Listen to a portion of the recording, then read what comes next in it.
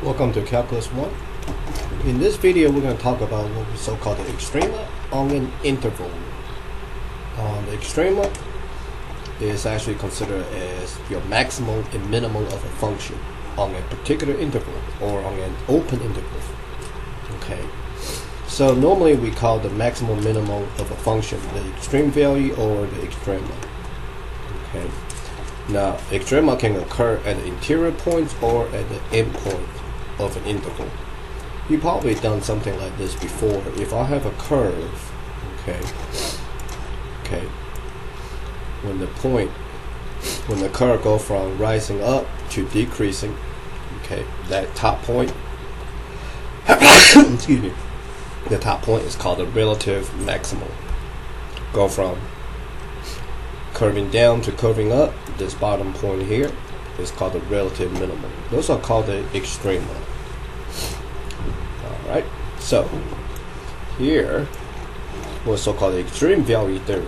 Extreme value theorem is referring to if a function is continuous on a closed interval from A to B, from this x value to another x value, then the function has both a minimum and a maximum on the interval. Alright, so if there's an open interval containing C, for which f of C is a maximum, then the f of C is called a relative maximum of f. Now if f of C, if that point I drew earlier is a minimum, then that's called a relative minimum. Okay, but what extreme value theorem tells us is if I have a closed interval, okay, then f is continuous on that closed interval, then there got to be a both. Then the function f got to have both a maximum and a minimum. If I have a function that is on an open interval, okay, then if f of c down here is a minimum, then it's called the relative min. If f of c has a maximum, if f of c is a maximum, we call that the relative maximum. So different wording here, because if you have an open interval, okay, you actually have what we so-called the relative min and relative max. If it's a closed interval, you actually have an absolute minimum and an absolute maximum. Okay, that's the highest or the lowest point on the graph in the closed interval. Now, the way I drew this picture here on the right, where one side keep on going up, the other side keep on going down. So you're really not going to have an absolute max or absolute min, okay? Because it's keep on going to negative infinity, the other sides keep on going up to positive infinity. So what's in between them, okay, is called the relative max or relative min. All right. Now let's give this a try. We can actually use derivatives. Okay, can actually kind of help us to find the extrema on an interval. All right. This example is there's a reason why I do this example. Okay, we want to take a look at the answer here for my next concept. Find the value of the derivative at the relative maximum 3, 2. So I'm telling you the relative maximum is at 3, 2. I want to find the derivative. I want to take the derivative of my function and evaluate at that particular relative max. So if I take a derivative of my function here, okay, I'm going to pull out the 9 times, alright, using quotient rule, derivative of the top, 2x times the bottom, minus derivative of the bottom times the top, which is x squared minus 3, over denominator squared. Alright, so if I was simplified here a little bit, 2x times x to the third is going to be 2x to the fourth, minus negative 3x squared times x squared is 3x to the fourth, Negative 3x squared times negative 3, positive 9x squared. Whole thing over, x to the, sorry, let me just say 6 is squared. Which the bottom will be x to the 6. Alright, 2x to the 4 minus 3x to the 4th. That will give me negative x to the 4th plus 9x over x to the 6. This is squared. Alright, since both term has, for both of these terms, I can factor on an x squared. So that will be 9x squared times, I'm gonna write this term first. 9 minus x squared. Whole thing over, x to the 6. And the x squared I factor out can be reduced with the x to the 6 down here. So that will leave me with 9. This 9 I factor out at the very beginning times 9 minus x squared over x to the 4th. Alright, so I want to find a derivative first, and then I'm going to evaluate at this relative maximum. So at this point, 3 comma 2, okay, if I will plug it in, so f prime of 3, okay, that'll be 9 times 9 minus 3 squared over 3 to the 4th. And 9 minus 9 up here becomes 0, and 0 divided by anything is actually 0. Okay, so what that tells me is f prime at the relative maximum, the derivative at the relative maximum is going to equal to 0. Okay. And that will actually lead us into the next concept called the critical numbers. Okay. It turns out that derivatives at the relative extremum, at the relative maximum or minimum, are either going to be 0 or going to be undefined. Okay, and these x values are called the critical numbers. Okay, so there will be times where my f prime c does not exist, or f prime c is equal to 0. Okay, using the horizontal tangent line. So that means c is going to be the critical value of my function f. Alright, so if I will take a derivative and evaluate at the relative maximum or minimum, okay, my answer will either be 0 or it does not exist. Alright, let's take a look at finding the extrema on the closed interval from -1 to 2. Okay, so I only want to find my extrema from -1 to 2 on the closed interval. So the way we do it,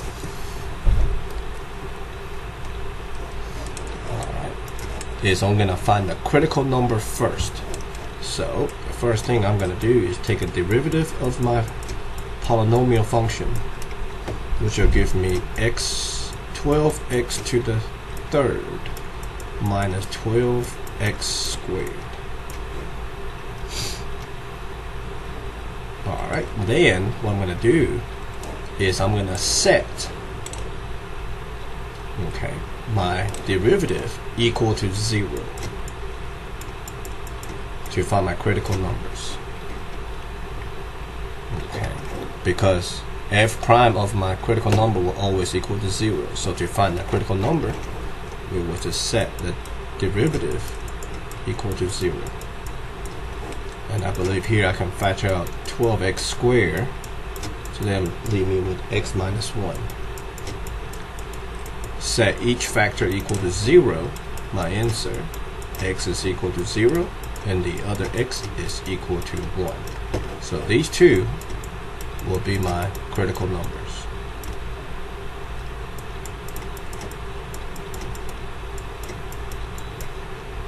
Alright, so now to find the extrema, I'm gonna evaluate, okay? I'm gonna evaluate my function at the endpoints, okay? The left endpoint and the right endpoints, and I'm gonna evaluate at my critical number, because the theorem says if f is continuous on the closed interval from a to b, or for our case from -1 to 2, then my function f got to have a maximal and a minimum. Okay.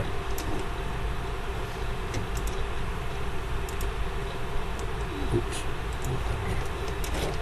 So at the left endpoint,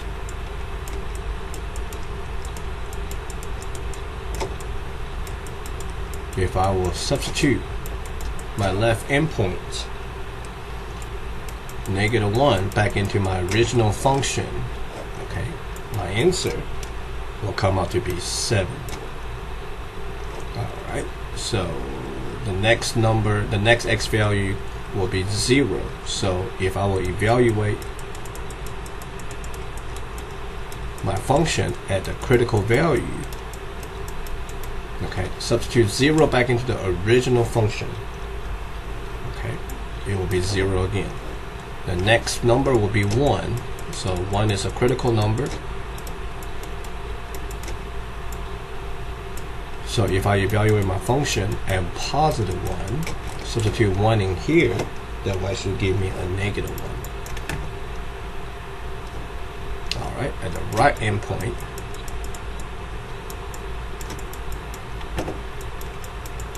which is +2. So I'm going to substitute +2 back into my original function. My answer will be +16. So from the interval from -1 to 2, okay, the smallest y value here is -1, occur at 1. So that will be my minimum. The highest y value is 16, so that will be my maximum. Okay, just like what the extreme value theorem guarantees. Inside the closed interval, you're gonna have a maximum and a minimum.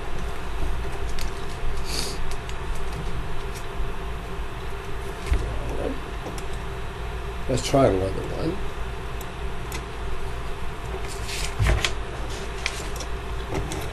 Alright, this is a +3, not a -3. I want to do from -1 to +3. So again, I'm gonna find the derivative of my function first, okay, so I can extract my critical value. So derivative of 2x is 2 minus derivative of 3x to the 2/3 power. I'm gonna factor out the 3. So derivative of x to the 2/3, bring the exponent forward, times x to the exponent minus 1, which would be -1/3. And I know the 3 and 3 here will cancel out. So that would leave me with 2 minus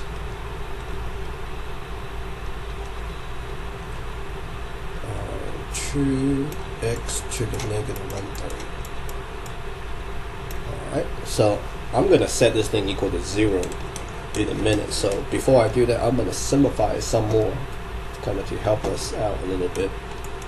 I know x to -1/3 will go to the denominator, so this problem becomes 2 minus 2 over x to the +1/3. Alright, and if I actually simplify this expression one more time, okay, 2 minus 2 over x to the 1/3, my LCD got to be x to the 1/3. So that will be 2x to the 1/3 minus 2. Okay, so I'm going to set this thing equal to 0.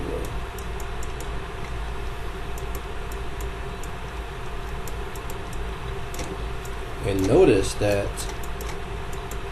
my x down here cannot equal to 0. So that value, even though it's not a critical value, I can still use that, okay, to help me, okay, to actually help me evaluate. Okay, back to my function in a minute. It's not part of the domain, but I can actually, so therefore I'm going to try to use it, okay, to help me figure out what my maximum minimum is. Alright, so if I set equal to 0, I'm going to use a cross product. Okay, x to 1/3 times 0 is 0. This thing on top times 1 is still going to be the same thing. So I got myself 2 times x to the 1/3 minus 2 equal to 0.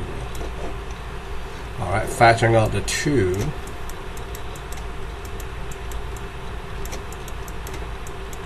Alright, set my factor equal to 0. So remember now, x to the 1/3 is practically a cube root of x minus 1 equal to 0.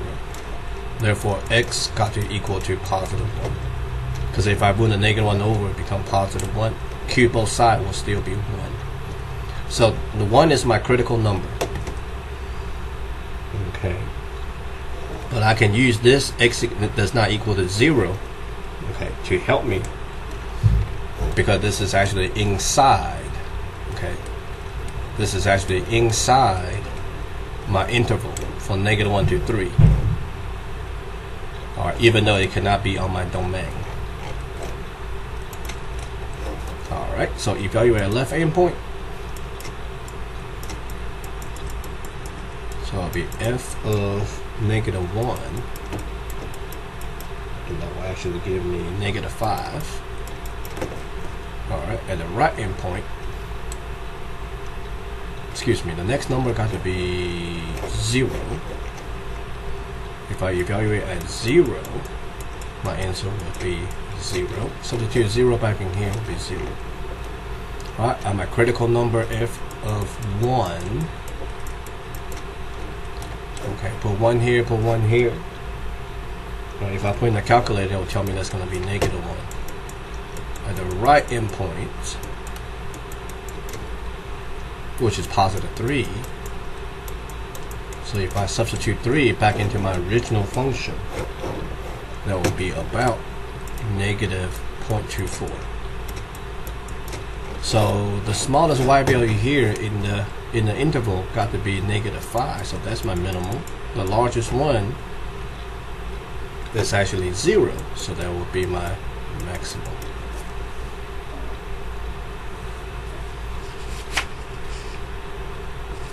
Alright. So if we graph it, we can kind of see it, which is a little bit difficult from time to time because I'm only looking at particular interval here. So if I say 2x minus 3 times x raising to the 2/3 power,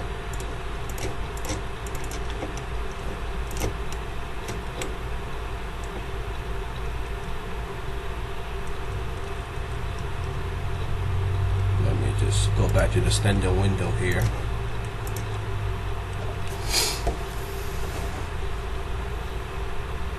Alright, this is what the graph looks like. Go from -1 to 3.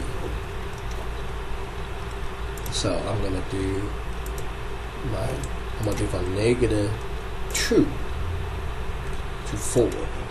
Okay, kind of shrink this thing down a little bit, squeeze it in a little bit. So this is -2. This is 4. Alright, let's come down here. Let's see what my answer says. So at -1, obviously at -1, that gotta be the lowest point of this interval. Okay, at 0, gonna be the highest. So if I go to, okay, because if I evaluate it, it will actually be 0. And it's weird though, even though this x cannot equal to 0 in the denominator, I'm still using it. I'm still using that x cannot equal to 0 after the derivative, okay, to help me, okay, as one of my number I will use to evaluate in my function. Alright, okay, kind of neat. Okay, it's not hard. We are using calculus to help us to find relative maximum and relative minimum, or some people just call it extreme. All right. Now, in the next video, we're going to talk more about extrema. Okay, we're going to kind of break it down more in depth. All right, thank you.